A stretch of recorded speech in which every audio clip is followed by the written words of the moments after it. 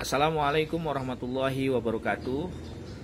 Sahabat-sahabat Mahatma, para pelatih, para senior, dan seluruh anggota yang ada di jaringan Mahatma dimanapun ya di tanah air, serta khususnya kepada para guru kami yang sudah banyak memberikan ilmu kepada kami semua di Mahatma.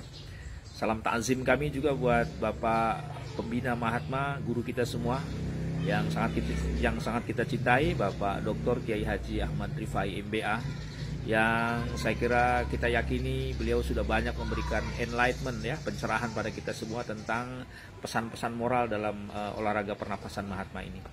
Saudara-saudara sekalian, pada kesempatan kali ini ya, saya ingin sedikit sharing tentang mungkin sebagai pengingat aja buat kita semua, terutama para sahabat-sahabat di Mahatma di seluruh tanah air ya. Yang pertama, harus kita ingat bahwa Mahatma ini adalah salah satu olahraga yang berbeda dengan olahraga pernafasan lain.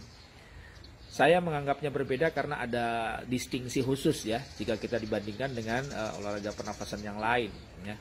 Mungkin ada titik-titik temunya ya, tetapi saya melihat belakangan ini memang Mahatma banyak mengajarkan khusus pada kita, terutama kepada saya secara pribadi, tentang bagaimana falsafah kehidupan dan karakteristik yang terbaik dalam etika ya.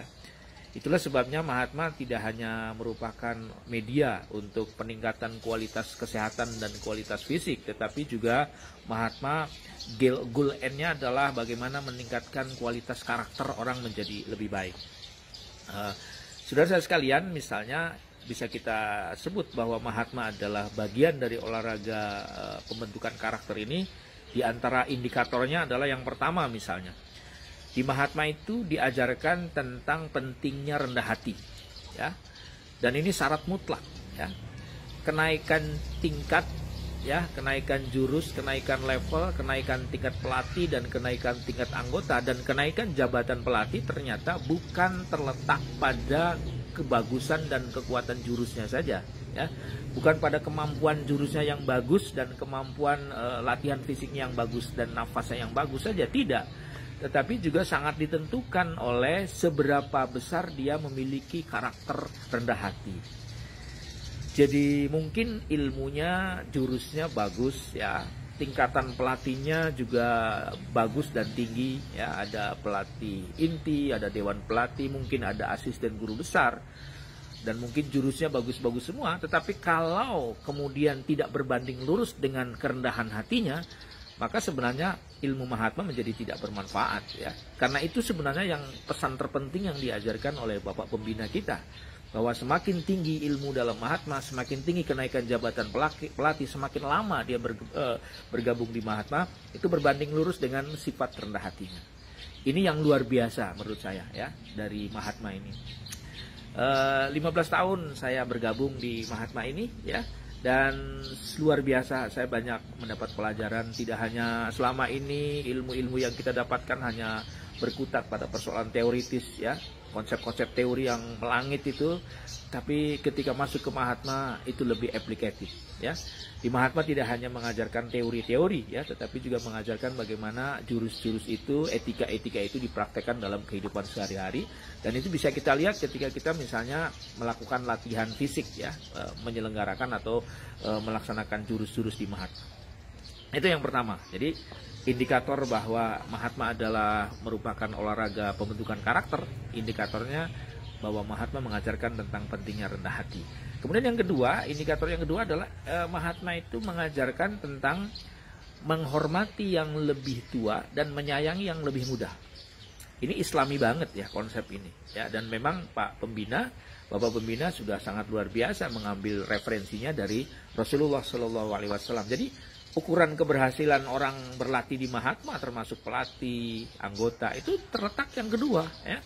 Bagaimana dia bisa menghormati yang lebih tua dan menyayangi yang lebih muda. Dan ini bisa kita lihat ketika kita melaksanakan praktek latihan jurus ya. Bagaimana menempatkan posisi orang tua di mana, bagaimana kita cara berjalan di depan orang yang sedang duduk, bagaimana etika kita. Ini artinya mengajarkan bahwa kita harus menghormati yang lebih tua dan menyayangi yang lebih muda. Apalagi kepada guru-guru kita ya.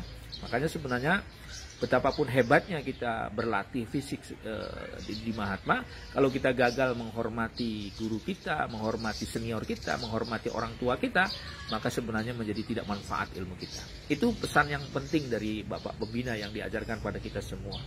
Kemudian yang ketiga, misalnya di Mahatma itu diajarkan tentang senyum ramah. Ya. Senyum ramah kelihatannya sederhana, tetapi itu prinsip. Maka ketika orang ingin naik tingkat, ya, baik tingkat pelatih, kenaikan tingkat anggota, baik di tingkat jurus atau kenaikan lainnya ya di Mahatma itu, ternyata ukuran keberhasilannya tidak hanya diukur, sekali lagi tidak hanya diukur oleh kemampuan mempraktekkan jurus, ya, tidak hanya diukur pada kemampuan misalnya menahan nafas selama 2 menit, bukan itu saja, ya, tetapi ternyata dalam Mahatma diajarkan bagaimana dia bisa menebarkan kedamaian dengan cara senyum ramah. Jadi kalau dalam posisi ujian itu masih terlihat performan yang tidak mampu menciptakan senyum ramah, maka semua ujiannya dianggap gagal, ya, betapapun hebatnya jurusnya. Ini yang berbeda, ya, ini yang paling mahal dari Mahatma. Ya. Bagaimana misalnya diajarkan para anggota, pelatih menebarkan kedamaian. Jadi kalau saya memahaminya, substansi yang diajarkan Pak Pembina itu, senyum ramah itu artinya anggota Mahatma, pelatih Mahatma, dan seluruh keluarga besar Mahatma harus menebarkan kedamaian pada sesama. Saudara sekalian, sekali lagi, itulah beberapa indikator yang bisa kita lihat kenapa Mahatma itu disebut sebagai olahraga pembentukan karakter. Jadi urusan mematahkan besi, ya, kemudian tahan oleh sentuhan air keras, kemudian bisa memecahkan botol, bisa tidak bernapas 2 menit. Itu hanya tes energi saja, bukan itu ukurannya. Itu penting, ya, karena itu menjadi tes juga, ya. Tetapi yang lebih penting adalah 4 indikator tadi. Bisakah dia rendah hati?